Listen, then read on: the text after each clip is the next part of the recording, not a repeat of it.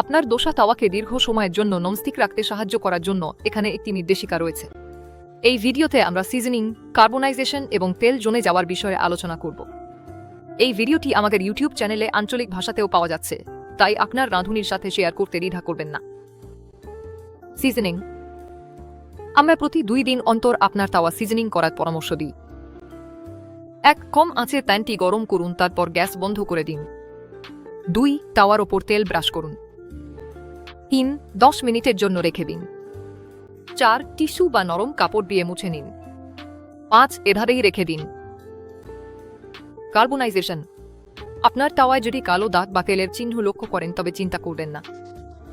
এটি কার্বনাইজেশন এবং নিয়মিত ব্যবহারের ফলে এটি সম্পূর্ণ স্বাভাবিক। 1.